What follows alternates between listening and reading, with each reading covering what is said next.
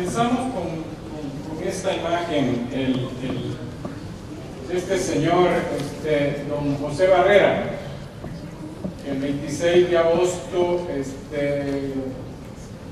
con la ola de tsunami que tuvimos, fue arrastrado 70 metros. Quedó en la rama de un árbol, ahí, a más de 2 metros. ¿Okay? Y la altura hasta a la que llegó la ola en ese punto de esa vivienda, pues fueron 2.3 metros. Entonces, y eso apenas ocurrió en agosto del año pasado. Y penetró más de 300 metros. ¿Okay? Ahí está, digamos, 2.3 metros a la vivienda, pero 2.1 en los árboles donde quedó. Con apoyo de colegas de la Oficina Oceanográfica Internacional, el Centro de Alerta de Monitoreo de Tsunamis, se conformó una misión para investigar en detalle lo que había ocurrido. Y ahí pueden ustedes ver cómo el perfil, digamos, de cómo penetró las olas, ¿no? 300 metros, el límite de inundación. Y lo interesante es que fue una zona relativamente pequeña la que fue afectada. La zona de mayor impacto, la altura de la ola, como ya vimos, fueron 2.3 metros, pero a pocos kilómetros teníamos apenas un medio metro. Esa es la isla de Méndez, en la bahía de Jitirisco, ¿no? Y en realidad, cuando lo vemos más ampliamente, vemos cómo fue el impacto casi perpendicular al foco. Y el variógrafo de Acajutla apenas detectó 9 centímetros. Y la unión también fue muy baja. De hecho, hemos tenido 3 tsunamis notables en El Salvador. Del 26 de agosto, que a nosotros nos ha dejado muchísimas lecciones, o sea, es como un caso de laboratorio.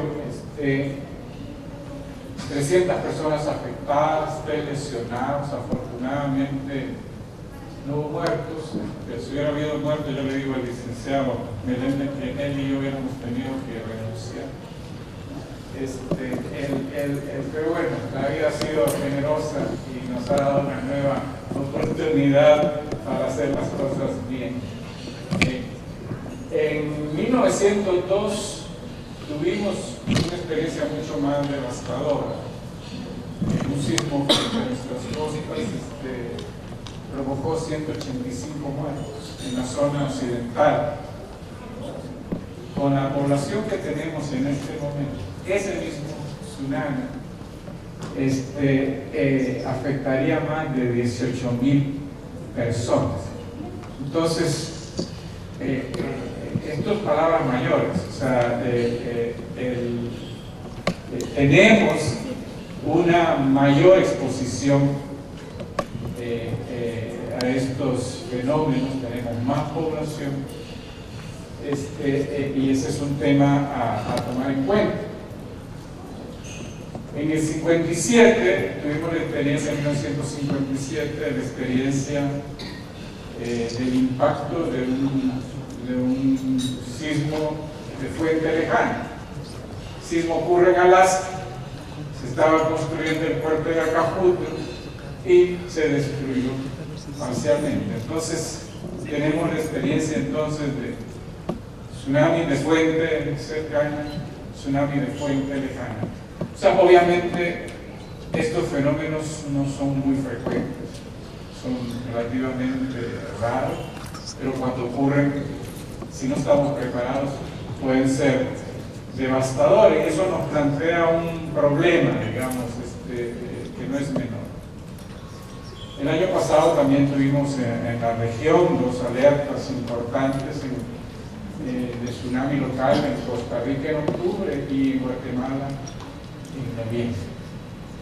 En nuestro país son 29 municipios costeros los que están amenazados, y cada vez tenemos más población. Y ahora que el país está impulsando una estrategia de desarrollo de la franja costera marina, si no tenemos cuidado, podríamos estar exponiendo más población que se va a estar concentrando en la zona, pero también infraestructura, viviendas, y por lo tanto este es un aspecto que vamos a tener que considerar. Desde 1859 son 15 tsunamis que han sido reportados,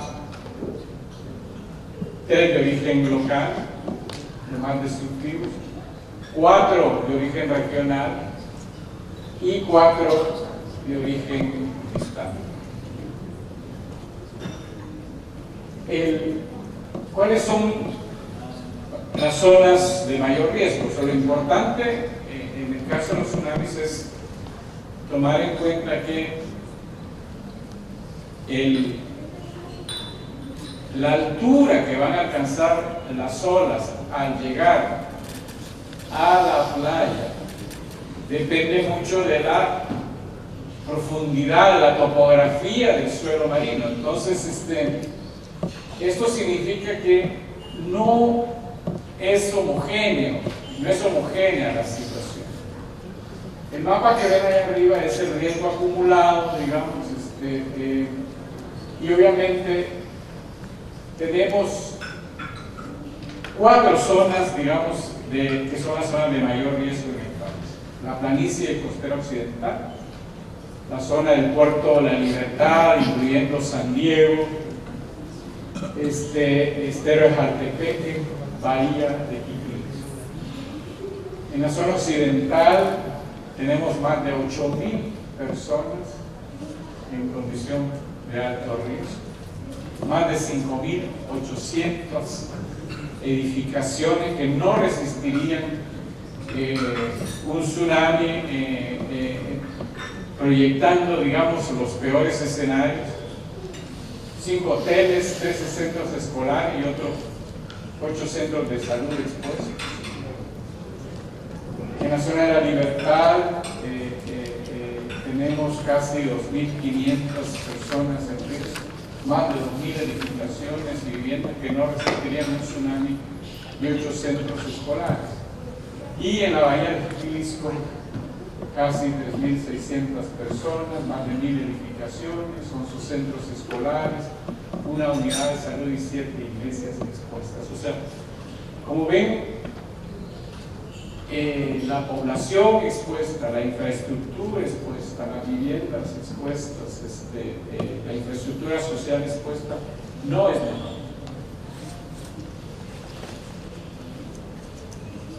Bueno, ¿qué estamos haciendo? Aquí hay 3 temas fundamentales. Lo primero, que tiene que ver con información y conocimiento. Por supuesto, los sistemas de alerta temprana y el tema del ordenamiento. Y en esas 3 líneas es la que estamos trabajando. Estamos tratando de profundizar nuestro conocimiento sobre la amenaza. Tenemos 2 mariógrafos, 2 estaciones para medir, 2 boyas para medir oleaje y corriente.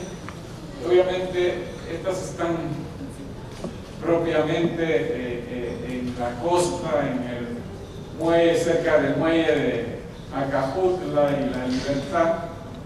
Por lo tanto, no nos sirven para la prevención. Ya cuando detectan algo es porque ya llegó. Pero sí, los datos que registran nos pueden ayudar para mejorar nuestras simulaciones, nuestros modelos. Necesitamos en zonas críticas que ya identificamos, realizar batimetría de alta resolución, de manera de poder precisar de mejor manera lo que pueden ser las áreas de inundación, la altura de las olas, las velocidades de arrastre, cuáles son aquellas zonas donde si hay personas van a ser arrastradas, digamos, y podrían fallecer, etc. Pero ya con el conocimiento que tenemos, ya estamos trabajando junto con la Dirección de Protección Civil en el fortalecimiento de los sistemas de alerta temprana locales.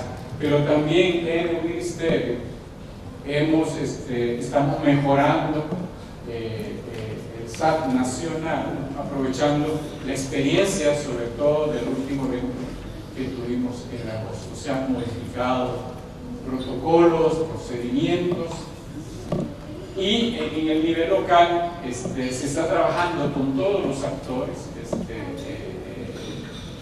porque por supuesto que en un sistema de alerta temprana local lo fundamental es ese involucramiento de todos los actores para identificar rutas de evacuación, señalización, organización local.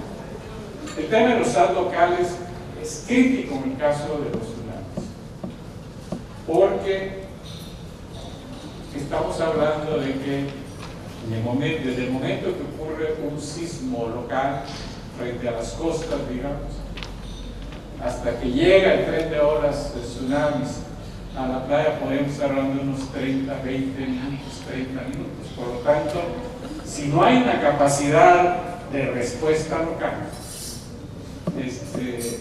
mientras Jorge logra comunicarse, ya llegó.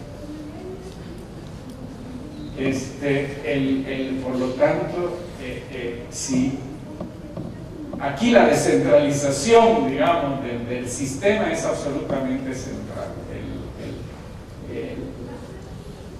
Va a depender de que el número de muertos va a depender de la capacidad de respuesta en el nivel local.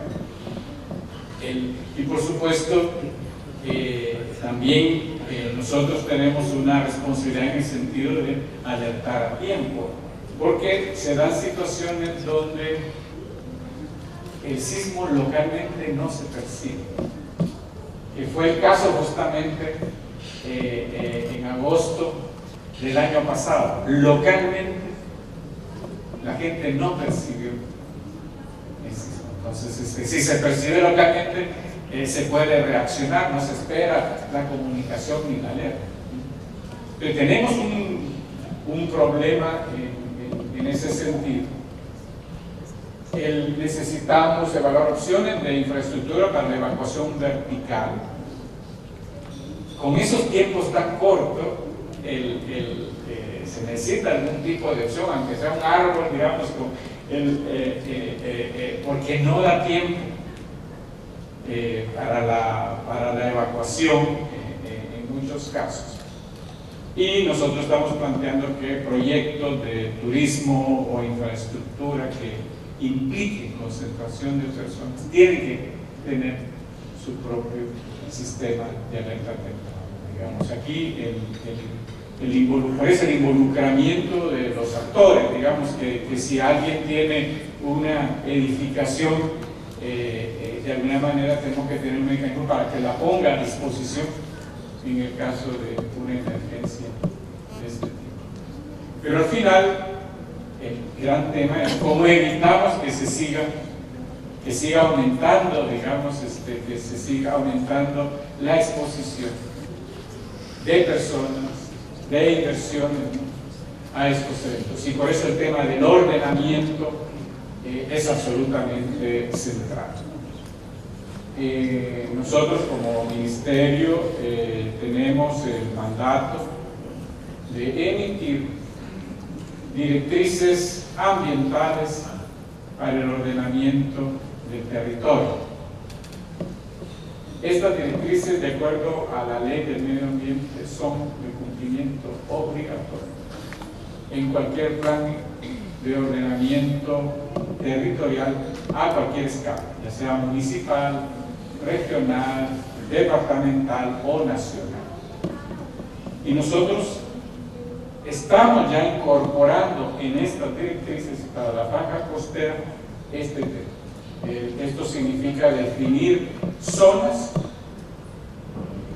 restringidas, por ejemplo, para uso habitacional, o zonas restringidas donde no vamos a permitir que se construya una escuela o un hospital o una clínica, ¿no? Por supuesto que este es un tema a veces complicado, y por eso, digamos, entre más preciso es nuestro modelo, más precisas pueden también ser nuestras directrices, y podemos ir ajustando, pero en un primer momento vamos a trabajar con la información que tenemos y con los niveles de incertidumbre que tenemos. Ya con una batimetría de alta resolución podríamos ser un poquito más precisos. Y viendo lo que vimos de lo que ya es infraestructura social expuesta, tenemos que evaluar junto con las autoridades del Ministerio de Salud, Educación y la Dirección de Protección Civil, cuál de esa infraestructura es conveniente reubicar. O sea, el problema con estos eventos es son muy raros cuando ocurren en las peores condiciones posibles, cuando los niños están en la escuela, cuando la clínica está llena, qué sé yo. Entonces tenemos que plantearnos esos escenarios, digamos. Y obviamente, en la medida que nuestro conocimiento de la amenaza se mejora, podemos ser mucho más precisos en este aspecto. Pero ya con la información que tenemos, ya hay elementos como para tener esta conversación. Entonces, esos son como los grandes temas de cómo estamos avanzando. Este es un tema relativamente nuevo, digamos. Creo que en el caso de El Salvador hemos mejorado muchísimo nuestra capacidad frente a los fenómenos meteorológicos. Tenemos incluso un sistema de radares locales que nos permite saber dónde está lloviendo, la intensidad de las lluvias, el movimiento que tienen. Incluso eso ya nos está permitiendo tener pronósticos de muy corto plazo, pronósticos a una hora, y la información está disponible en línea, y por lo tanto la gente también puede, las comisiones locales pueden actuar adecuadamente. En ese sentido también es importante que la información esté accesible donde se necesite. Si ustedes han tenido la oportunidad de ir al ministerio, en la primera planta, al centro de monitoreo, o en la Dirección de Protección Civil, que tiene varias pantallas, pueden ver cuál es la información que se tiene. Pero nosotros también estamos colocando esas pantallas en 80 municipalidades de alto riesgo en el país, donde no se pone en el despacho del alcalde, se pone donde están las comisiones municipales de protección civil. Entonces ese es importante la información tiene que ser la base también de los sistemas de alerta temprana, pero la información tiene que estar disponible. Muchas gracias.